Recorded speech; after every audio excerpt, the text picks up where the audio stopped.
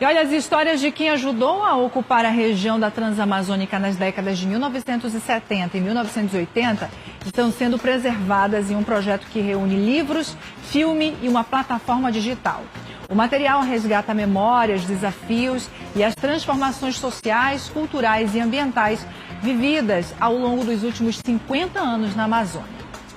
A dona Nelly tinha 18 anos quando se mudou do Paraná para o Pará, no dia 30 de setembro de 1972. Ela e os pais vieram morar numa região de mata fechada, próximo ao que hoje é o município de Rorópolis, que ela, inclusive, ajudou a fundar 2 anos depois no sudoeste do estado. No meio da mata, só olhar para cima para ver o céu, porque dos lados era mata virgem, né? E a gente chegou e a gente foi acampar perto de um igarapézinho que tinha, que o trator tinha aberto, né? Aí a gente fez lá um negocinho para dormir dentro, com medo de onça, né? E a gente passou ali até fazer um rancho, como diz o outro, maior, onde a gente não sabia mexer com a palha, que só tinha a palha do babaçu, né? Então foi assim muito difícil, que a gente não sabia mexer com a palha, do jeito que os paraenses, né, fazem, os indígenas. Para quem gostava de fazer pão em casa, era estranho não encontrar trigo em qualquer esquina. Mas a parte mais difícil dessa história foi o controle do regime militar no local. Para a gente foi difícil, porque tinha que ir a Itaitu para fazer umas compras de alimentação, né?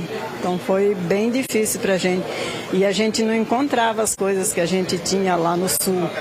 Por exemplo, o trigo para fazer pão, que a gente era acostumado com pão. Não tinha uma padaria para se comprar um pão, não tinha um trigo para fazer um pão para a gente. Então foi uma decepção muito grande, porque não tinha as coisas, né, que a gente se alimentava.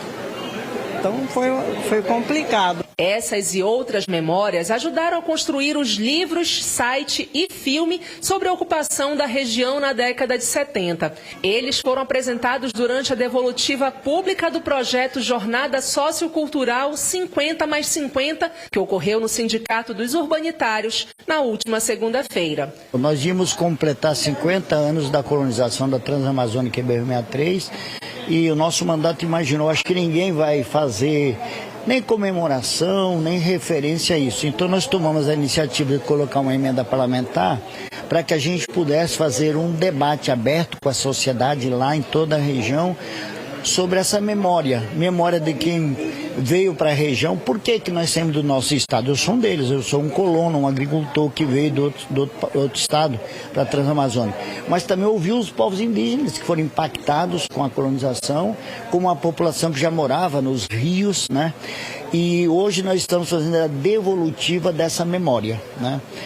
São 3 livros, um da Bacia do Xingu, outro da Bacia do Araguaia e Tocantins, outro da Bacia do Tapajós, mas também o recurso permitiu a elaboração de 5 curtas-metragens e um longa-metragem, que está super emocionante, além de um site de memória com mais de 130 entrevistas, tanto com os colonos como com as populações indígenas e populações tradicionais. Então isso aqui é uma narrativa a partir de um olhar da sociedade sobre essa memória, sobre esses impactos. O projeto foi coordenado pela Universidade Federal do Pará e durou 4 anos. Para o professor Flávio, que esteve à frente desse trabalho, é preciso preservar a memória e a identidade dos povos que foram afetados pela abertura das rodovias no passado. A gente quis reunir resultados de pesquisas, né, e de trabalho, de estudos desenvolvidos nas 3 bacias, né, na Bacia do Xingu,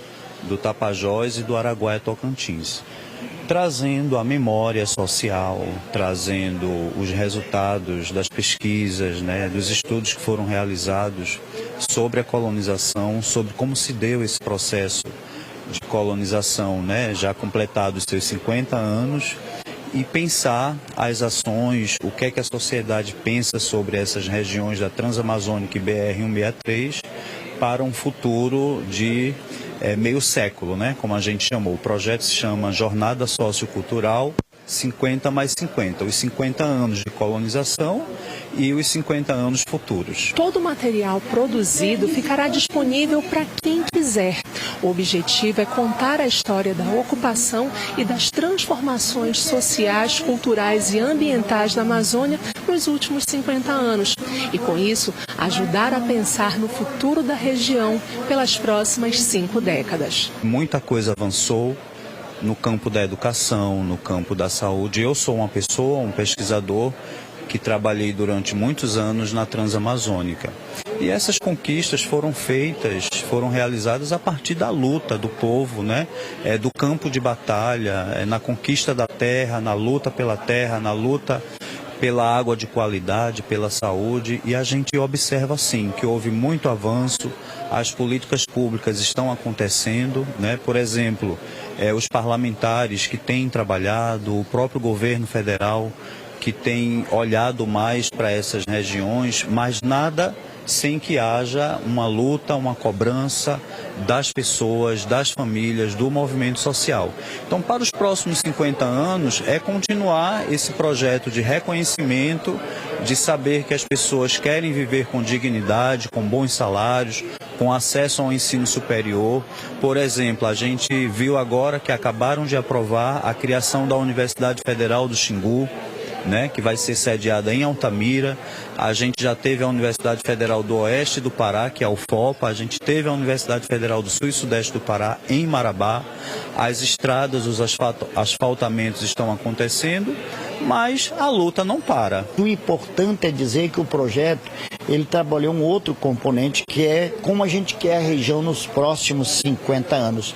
E hoje nós vamos prestar homenagem a muitas lideranças, né, que nos ajudaram na luta pela sobrevivência diante do abandono, que essa região foi uma região muito abandonada pelo governo militar, que criou toda uma luta de sobrevivência, de resistência, e também tivemos muitas parcerias, muitas instituições que nos apoiaram.